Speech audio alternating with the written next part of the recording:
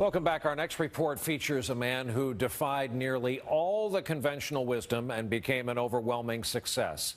5 years ago, most Americans thought Greek yogurt was the yogurt Greeks eat when they're in Greece and order yogurt. Now, Americans know it because it's what they eat, a lot of them, most of them under the brand name of Chobani. Harry Smith tonight introduces us to the distinctive CEO behind his own distinctive brand.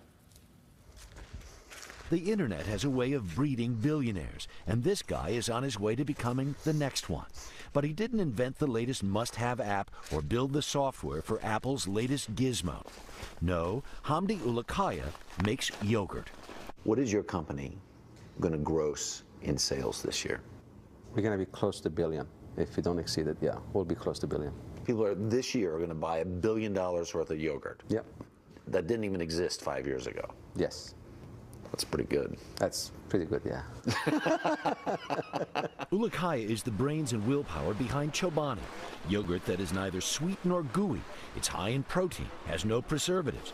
A yogurt Americans didn't even know they wanted and now can't seem to get enough of. What Apple did for telephones, Hamdi has done for a centuries-old food. I'm not a scientist, but just from observational skills, this is a lot of yogurt. And this is only 5 days inventory. So as you see, Harry, this is an actual tweet.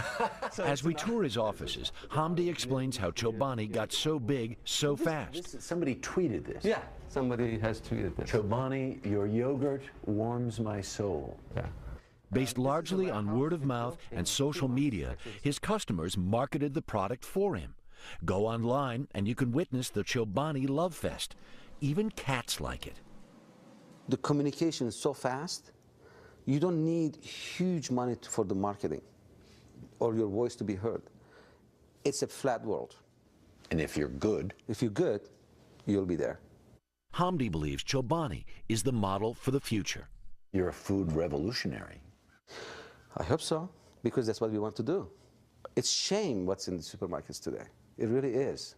It doesn't have to have all these preservatives. It doesn't have to have all these bad colors and stuff like that. It doesn't. So whose responsibility is this? It's the manufacturer's responsibility. And they can make it this way. They can make it better, they can make it nutritious, and they can make it accessible. That's what we did in Chobani. Only in America can a 40-year-old Turkish Kurd immigrant making a foreign food do so well that his company can afford to sponsor the Olympic team. Remember the ads? Now our yogurt is powering our U.S. Olympic athletes. Hard to believe, but this bustling plant had been scheduled to be shut down in 2005. Food giant Kraft had given up on making its yogurt here and put the place up for sale. Hamdi, who owned a small feta cheese company nearby, saw the ad and toured the plant the next day. I called my attorney, and I said, I just saw a plant, and I think I want to buy it. He actually laughed at me. He actually used some bad words, and he said, you're really, really crazy. That's not going to happen. Deep in rural New York dairy country, progress was something folks thought happened somewhere else. But here, Hamdi saw an opportunity, and he took it.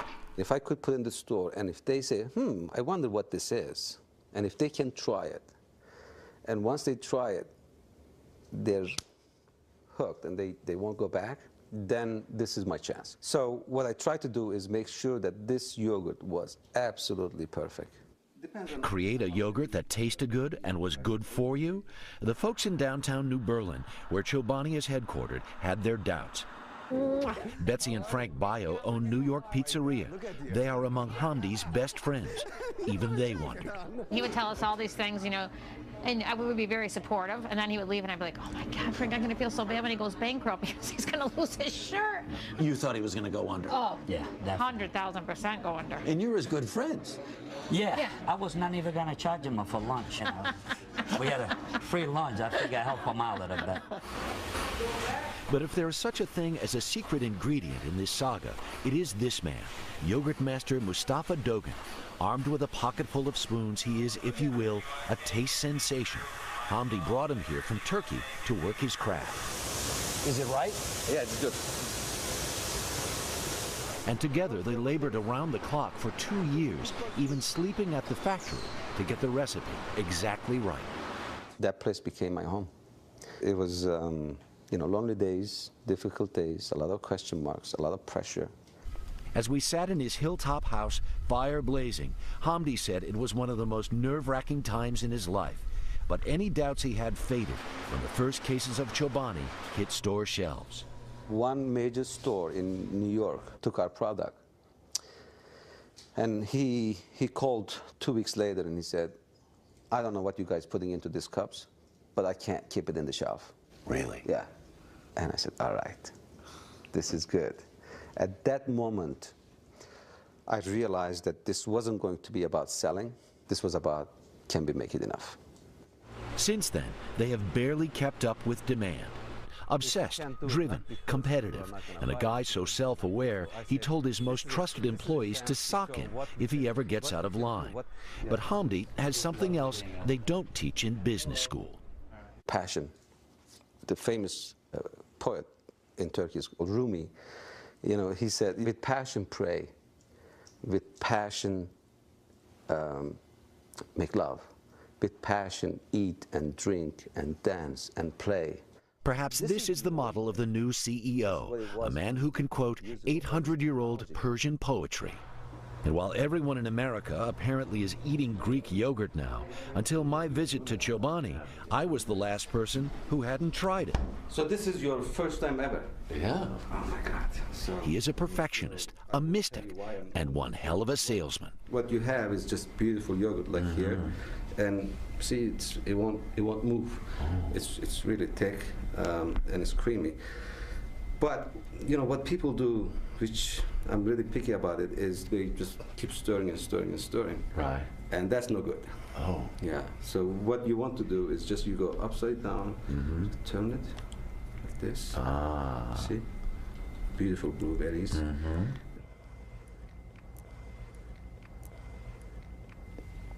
I get it. Right? Right? Where's this been all my life? I know, it's been in Turkey and Greece. Now here in upstate New York. It's a 10-acre lake. Most every day, Hamdi Ulukaya goes for a walk in the woods and let the rest of the food business beware. Because like Thoreau, nature inspires him. It's where he gets his best ideas. The normal model is you're in that office 20 hours a day, but you say, I need to walk in the woods. Absolutely. And they don't want me to be there. That's the thing. It says, you go do your walk and think what you need to think. We got this. And by the time I'm out and I get home and I call my colleagues, it says, oh, he just walked in the woods again. All kinds of ideas that come out of it. Ideas like his new yogurt bar in New York's trendy Soho neighborhood. This is the first time we're having interaction with our consumers. We say, what do you think? Do you like it?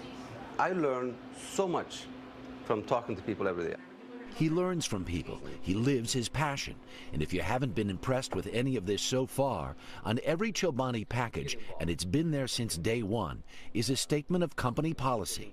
10% of profits go to charity. Why are you doing what you're doing if you don't have a purpose?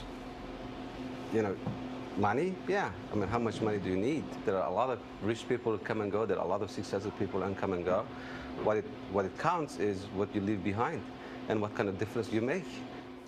Our thanks to Harry Smith, who hasn't quite been the same since. Up next after a break, some news that deserved a bit more attention this week, including a revealing look at what